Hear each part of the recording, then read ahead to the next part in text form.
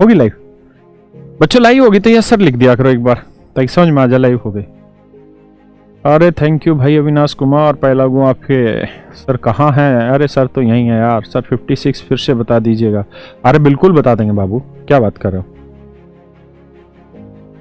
अगर लाइव हो गया है तो बता दो, यस सर लिख दो बस ताकि मैं समझ जाऊं लाइव हो गया। कहाँ हो जान, कब से वेट कर रहे? वाह बेटा, जान है हम तुम्हारी। साले कालीन भैया, हम जान ले लेंगे तुम्हारी, समझे? बदला भी लेंगे और मिर्जापुर भी। हो गया ना बच्चों। आज कैमरा ठीक करवाया था, सर्विस हुई थी तो वो ये भी खत्म हुआ है। बस 2 मिनट में क्वेश्चन लगाए और स्टार्ट करने, टेंशन ही ना लो। तो 56वां क्वेश्चन, दिक्कत आई है दोबारा पढ़ा देंगे, कोई दिक्कत वाली बात ही नहीं है। तुमको जो हो पसंद वही काम करेंगे, ठीक है मेरे प्यारे बच्चों। 56वां सवाल आपकी नजर पेश करते हैं एक बार दोबारा से।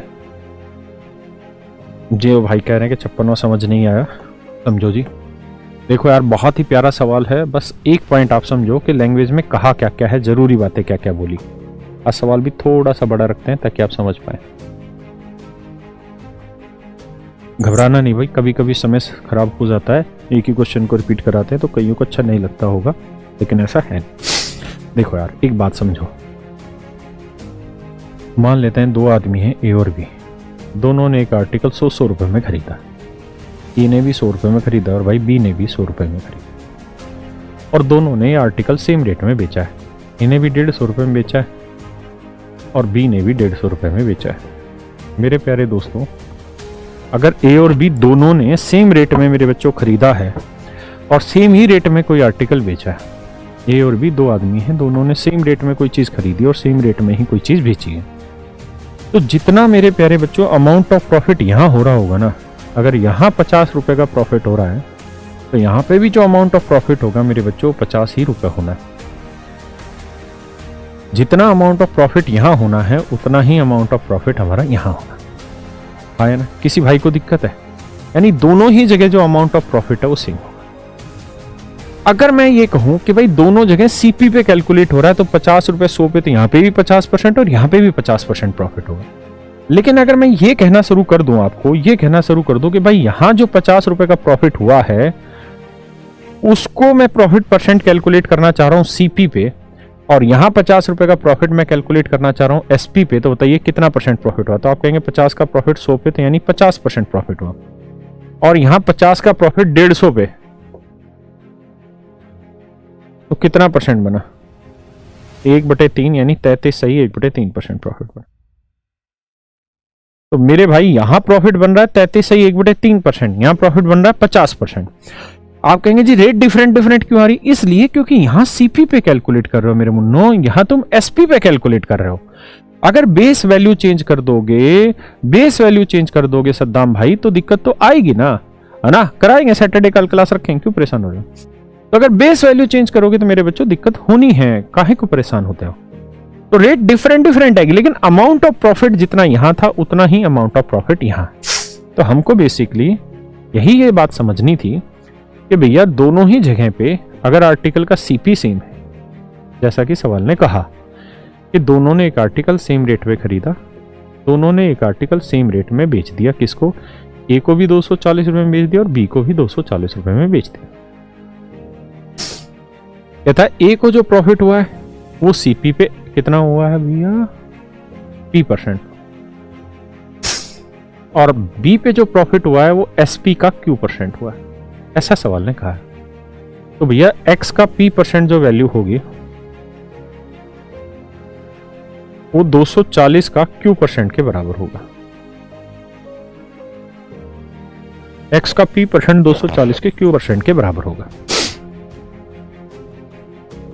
अब आपको याद ही होगी ये बातें कैलकुलेशन की कि भैया Q की वैल्यू हम निकाले थे, इसका Q बराबर था P इंटू 41:2/3%, 3 चौक 123 तो 125 बटे 3%, परसेंट का मतलब बटे 100, 25 5 125, 25 चौक 100, तो Q बराबर आया 5/12P। Q की वैल्यू आ गई दोस्त 5/12P। अगर क्यू की वैल्यू यहाँ लिखें तो ये आया जी 5/12 पी, आया ना। पी से पी कटा, 12 दूनी 24, 20, 20 5 100, तो एक्स की जो वैल्यू है वो है जी 100।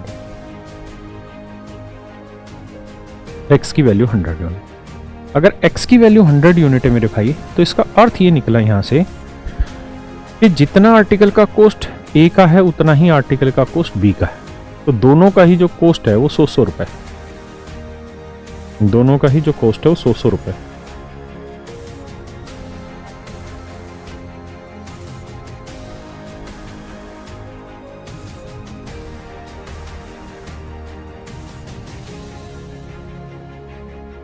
यहां 140 का प्रॉफिट कमाया 100 पे, तो अगर 100 पे कोई चीज प्रॉफिट कमा रहा है तो परसेंट होता है, और कह रहा था यहां जो प्रॉफिट कमाया वो पी परसेंट कमाया, तो इसका मतलब पी परसेंट की वैल्यू 140% आ जाएगी, क्योंकि 140 का प्रॉफिट 100 पे, और यहां जो प्रॉफिट कमाया 140 का वो कमाया है क्यू पे। किस पे? क्यू पे। तो यहां 140 का प्रॉफिट है क्यू पे, मतलब सॉरी 240 पे। 140 का प्रॉफिट 240 पे, तो 100 पे कितना? 2 7 14, 2 12 है, यही था ना 140 का प्रॉफिट 240 पे कितना परसेंट बना यार? तो की चीज 140 का लाभ 240 पे, 2 7 14, 2 12 24। भैया 1/12 कितना होता है? तो आप कहेंगे जी 1/12 होता है 8 से 1/3। अगर 7/12 करेंगे तो 7/3, 2 और 7 8 56 और 2 58 सही 1/3%। 58 सही 1/3%। ये मेरा आंसर आ गया। यानी Q की जो वैल्यू है, यानी यहां जो प्रॉफिट हो रहा है वो Q है, और Q की जो वैल्यू 58:1/3%।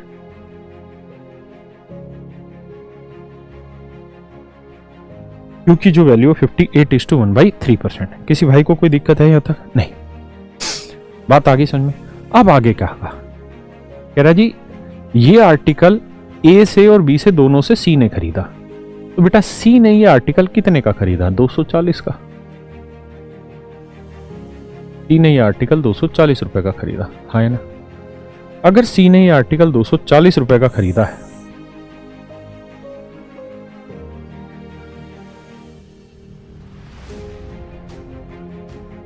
तो कह रहा है जी सी इस आर्टिकल को P% प्रॉफिट पे बेच रहा है, और P% की वैल्यू थी 140%, तो 240 का P% यानी 140% प्रॉफिट है, तो 14 चौक 56, 14 दूनी 28 और 5 33, 336 रुपए के प्रॉफिट पे बेच रहा है। तो कह रहा है जी सेलिंग प्राइस बताइए क्या होगा? तो 240 में खरीदी चीज, 336 में बेची, 336 का कमाया लाभ, तो सेलिंग प्राइस हुआ जी 576 रुपए। मेरे बच्चों ये आ गया हमारे आर्टिकल का सेलिंग प्राइस। क्या आ गया दोस्त? Selling price. बात आई जी दोस्त यहां तक समझ में? किसी भाई को दिक्कत है? नहीं। अब इस सवाल में कोई इश्यू रहा नहीं होगा, क्योंकि सवाल ने पूछा कि भाई बताओ फिर सी ने ये आर्टिकल 576 में डी को बेचा, तो डी ने कितने में खरीदा?